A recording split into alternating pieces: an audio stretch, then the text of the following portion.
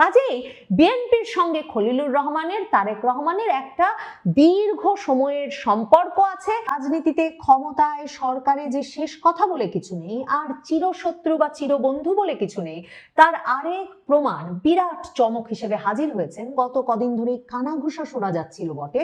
বিএনপির মন্ত্রিসভায় টেকনোক্র্যাট মন্ত্রী হিসেবে জায়গা পেয়েছেন ইউনূসের জাতীয় নিরাপত্তা উপদেষ্টা খলিলুর রহমান। খলিলুর রহমান ইউনূসের উপদেষ্টা পরিষদে প্রথম ঢুকেছিলেন বিশেষ সহকারী হিসেবে রোহিঙ্গা বিষয়ক উচ্চ প্রতিনিধি, হাই রিপ্রেজেন্টেটিভ নামক এক পদ সৃষ্টি করে ইউনূস তাকে প্রথম বিদেশ থেকে উড়িয়ে এনেছিলেন। এরপর তিনি যখন জাতীয় নিরাপত্তা উপদেষ্টা হয়ে বসেন বাংলাদেশের, তারপর থেকে বিএনপির সবচেয়ে উচ্চকণ্ঠ ছিল যে একটা লোককে বিদেশ থেকে উড়িয়ে জাতীয় নিরাপত্তা উপদেষ্টা বানালেন ডক্টর ইউনূস, তার কি কমন সেন্সও নাই? তারেক রহমানের অত্যন্ত ঘনিষ্ঠ বিএনপির খুবই গুরুত্বপূর্ণ নেতা সালাউদ্দিন আহমেদ, স্থায়ী কমিটির সদস্য, তিনি প্রথমত খুলনায় এক বিরাট জনসভায় দাঁড়িয়ে সরাসরি জাতীয় নিরাপত্তা উপদেষ্টাকে ইঙ্গিত করে বললেন ইউনূসের উদ্দেশ্যে যে ইউনূস সাহেবকে জবাবদিহি করতে হবে কি করে তিনি একজন বিদেশি নাগরিককে নিয়ে এসে জাতীয় নিরাপত্তা উপদেষ্টার পদে বসালেন, যেই জাতীয় নিরাপত্তা উপদেষ্টার কাছে নাকি আমাদের সকল বাহিনীকে রিপোর্ট করতে হবে এবং রাষ্ট্রের সবচেয়ে স্পর্শকাতর তথ্যগুলো যে ব্যক্তির কাছে যাবে। ইউনূসের কি একটু কমন সেন্স নাই? এরপর সালাউদ্দিন আহমেদ আরেক সভায় এমন বক্তব্য রেখে শিরোনাম হলেন যে 20 বছর ধরে এক ব্যক্তি বিদেশ সফর করেছেন, এখন ইউনূস তাকে উড়িয়ে এনেছেন বাংলাদেশকে রক্ষা করতে।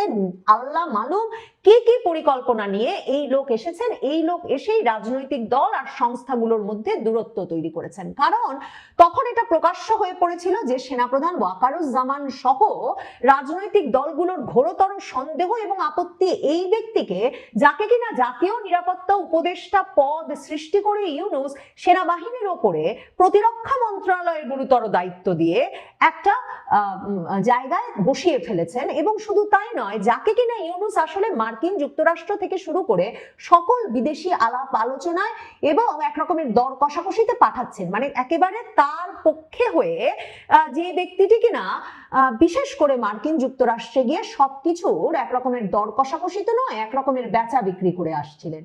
সর্বশেষ যে এনডিএ, নন ডিসক্লোজার এগ্রিমেন্ট, মার্কিন যুক্তরাষ্ট্রের সঙ্গে সই করেছে বাংলাদেশ শুল্ক কমানোর নামে, যেই নন ডিসক্লোজার এগ্রিমেন্ট নামের চুক্তিটি বাংলাদেশ সরকার বলেছে তারা কিছুতেই প্রকাশ করতে পারবে না, কারণ মানে তাদের এই শর্তেই তারা মার্কিন যুক্তরাষ্ট্রের সঙ্গে সই করে এসেছে যে সেই চুক্তি তারা প্রকাশ করতে সমর্থ নয়। সেরকম একটা চুক্তি সইয়ের পর পাল্টা শুল্ক কিছুটা কমে এলেও বুঝতে পারা যাওয়া শুরু হলো যে বিরাট বহরের বোয়িং কেনার কথা শুধুমাত্র মার্কিন যুক্তরাষ্ট্রকে দিয়ে আসা হয়নি। ফাঁস হয়ে যাওয়া কিছু কাগজপত্রে এমন কথা বেরিয়ে আসছে যে বিরাট উচ্চ মূল্যে গম কিনছে বাংলাদেশ। শুধু তাই নয়, বাংলাদেশ কথা দিয়ে এসেছে যে $1 বিলিয়ন জ্বালানি প্রতি বছর মার্কিন যুক্তরাষ্ট্র থেকে কিনতেই থাকবে বাংলাদেশ। বাংলাদেশ কথা দিয়ে এসেছে মার্কিন যুক্তরাষ্ট্র থেকে আমদানি করা তুলাতেই শুধুমাত্র বাংলাদেশের গার্মেন্টস শিল্পে কাজ চলবে। বাংলাদেশ আরো এরকম নানা কথা দিয়ে এসেছে যাতে বাংলাদেশে কোন গরুর মাংস বিক্রি হবে থেকে শুরু করে বাংলাদেশে কেমন কৃষি পণ্য উৎপাদন করা হবে থেকে শুরু করে বাংলাদেশের যে ফার্মেসি খাত, ওষুধ শিল্প, এই সব কিছুতে এফেক্ট পড়বে, প্রভাব পড়বে খলিলের সই করা নন ডিসক্লোজার এগ্রিমেন্ট মার্কিন যুক্তরাষ্ট্রের সঙ্গে চুক্তির কারণে। এখন খলিলুর রহমান যখন তারেক রহমানের মন্ত্রিসভায় ঢুকে গেছেন, তখন প্রথম প্রশ্ন স্বভাবতই জাগে যে তার মানে তারেক রহমানের সঙ্গে মার্কিন যুক্তরাষ্ট্রের যে আলাপ হচ্ছিল বা মার্কিন যুক্তরাষ্ট্রের একরকমের সরাসরি সমর্থন না থাকলে, সরাসরি একরকমের প্রভাব না থাকলে তারেক রহমান যে শেষ পর্যন্ত দেশে ফিরতে পারতেন না, সেটা তো বারবার আলাপ করেছি। কারণ তারেক রহমান একেবারে নভেম্বরের শেষেও তার মা যখন মৃত্যুশয্যায় তখনও বলছেন যে তিনি প্রকাশ করতে পারছেন না কেন তিনি এখন দেশে ফিরতে পারছেন না, কিন্তু এটা তার একক ইচ্ছাধীন নয়। সেই তারেক রহমান যখন দিন 15-র মধ্যে ঘোষণা দিয়ে দিলেন যে তিনি 25শে ডিসেম্বর ঢাকা ফিরবেন, তখন থেকেই বোঝা যাচ্ছিল যে যেই মার্কিন যুক্তরাষ্ট্র আগস্ট মাস থেকে লন্ডন গিয়ে তাদের অস্থায়ী মার্কিন রাষ্ট্রদূত ঢাকায় নিযুক্ত ট্রেসি অ্যান জ্যাকবসনকে পাঠিয়ে তারেক রহমানের সঙ্গে আলাপচারিতা শুরু করেছেন, তাদের সম্পূর্ণ সমর্থন আছে তারেক রহমানের দেশে প্রত্যাবর্তনের পেছনে। কাজেই তারেক রহমান যখন খলিলুর রহমানকে তার মন্ত্রিসভায় নিচ্ছেন, পররাষ্ট্রমন্ত্রী হিসেবে নিচ্ছেন, তখন বুঝতে বাকি থাকে না এর পেছনে সরাসরি মার্কিন যুক্তরাষ্ট্রের একটা অবদান আছে। কারণ দেখেন, এই খলিলুর রহমান হচ্ছে সেই খলিলুর রহমান যিনি বিএনপির তরফে, বিএনপির শীর্ষ নেতা সালাউদ্দিন আহমেদ যখন সরাসরি তার দিকে আঙুল তুলে তাকে বিদেশি নাগরিক বলতে শুরু করলেন, তখন তিনি সংবাদ সম্মেলন করে, আপনাদের মনে থাকবে, এই খলিলুর রহমান বলেছিলেন তাকে বিদেশি নাগরিক বললে তিনিও তারেক রহমানের দিকে আঙ্গুল তুলবেন, কারণ তিনি 20 বছর বিদেশ থাকায় তাকে যদি বিদেশি নাগরিক বলা যায় তাহলে মনে রাখতে হবে উপর দিকে ঢিল ছুড়লে নিচে এসে পড়বে। তারেক রহমান যেহেতু বিদেশে আছেন, তাকেও যে কেউ বিদেশি নাগরিক বলতে পারে। ওই কথা বলার পর স্বাভাবিকভাবে বিএনপি তেলে বেগুনে জ্বলে উঠেছিল। বিএনপির রুহুল কবির রিজভী আহমেদ বিবৃতি দিয়ে নিরাপত্তা উপদেষ্টার পদত্যাগ দাবি করেছিলেন। এরপর বিএনপির শীর্ষ পর্যায়ের প্রতিনিধি দল ডক্টর ইউনূসের সঙ্গে দেখা করে বেরিয়ে, যমুনা থেকে বেরিয়ে, খন্দকার মোশাররফ হোসেন সংবাদ মাধ্যমের সামনে বলেছিলেন মে মাসে 2025-এর যে তারা দুই ছাত্র উপদেষ্টা মাহফুজ আর আসিফের যেমন পদত্যাগ চান, তারা পদত্যাগ চান খলিলুর রহমানের, জাতীয় নিরাপত্তা উপদেষ্টার। কিন্তু জাদুকরী ঘটনা ঘটতে শুরু করে এরপর থেকে। এই খলিলুর রহমান এরপর জুন মাসে তারেক রহমান আর ডক্টর ইউনূসের মধ্যে লন্ডনে বৈঠকের ব্যবস্থা করেন। তিনি মুখ্য ব্যক্তিতে পরিণত হন। তিনি ডক্টর ইউনূসের সেই বিলাসবহুল হোটেলের বাইরে এসে তারেক রহমানকে স্বাগত জানিয়ে ভেতরে নিয়ে যান। ডক্টর ইউনূস তারেক রহমানের বৈঠকে তারেক রহমান যেমন তার পররাষ্ট্র বিষয়ক উপদেষ্টা হুমায়ুন কবির আর আমির খসরু মাহমুদ চৌধুরীকে নিয়ে গিয়েছিলেন, ইউনূস পাশে বসিয়ে রাখেন এই খলিলুর রহমানকে, যেই খলিলুর রহমান কিনা ঢাকায় আগের মাসে সংবাদ সম্মেলন করে প্রয়োজনে তিনি তারেক রহমানকেও বিদেশি নাগরিক বলতে পারেন সে হুমকি দিয়ে রেখেছিলেন। এরপরেই সেই বৈঠকেই কিন্তু মনে রাখবেন প্রথমবারের মতো ইউনূস একটা তারিখ দেন নির্বাচনের। এর আগে বিএনপির সঙ্গে ইউনূসের যে একটা বিরাট দূরত্ব, রাজনৈতিক দলগুলোর মধ্যে যে বিরাট অস্থিরতা, চাপ, তার একটা বড় কারণ বিএনপি আর বিশ্বাসই করতে পারছিল না যে ইউনূস নির্বাচন দেবেন। তারেক রহমান তখন ঘোষণা দিয়ে দিয়েছেন নয়াপল্টনের জনসভায় যুক্ত হয়ে যে ডিসেম্বরের মধ্যেই নির্বাচন দিতে হবে। ওই বৈঠকে লন্ডনে ইউনূস আর তারেক রহমানের বৈঠকে ঠিক হয় নির্বাচন হবে ফেব্রুয়ারি মাসে।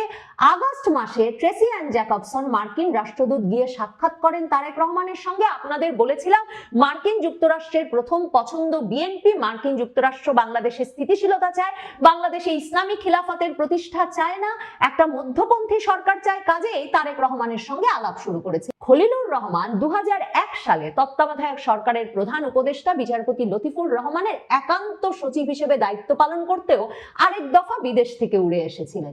এবং 2001 সালের জুলাই আগস্ট মাসে যে মার্কিন যুক্তরাষ্ট্রের সাবেক রাষ্ট্রপতি জিমি কার্টার ক্লিনটন সরকারের প্রতিনিধি হিসেবে নির্বাচনের আগে রাজনৈতিক দলগুলোর সঙ্গে আলোচনায় বাংলাদেশে এসেছিলেন, যে বৈঠকটিকে শেখ হাসিনা বরাবর সবচেয়ে গুরুত্বপূর্ণ বৈঠক 2001-এর বলে অভিহিত করে বলেন যে ওই বৈঠকেই ঠিক হয়ে গিয়েছিল যে ক্লিনটন সরকারকে গ্যাস বিক্রির শর্তে বিএনপি ক্ষমতায় আসবে।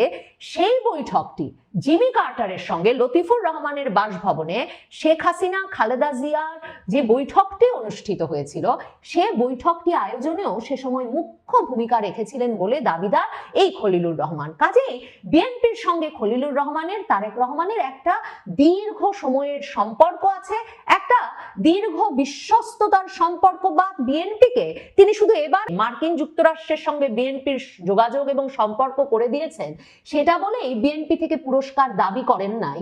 তিনি বিএনপির থেকে, তারেক রহমানের থেকে যে পুরস্কারটি দাবি করেছেন, এই যে আবারও মন্ত্রিত্বের, তার পেছনে তিনি 2001 সালে তার অবদানটিও স্মরণ করিয়ে দিয়েছেন।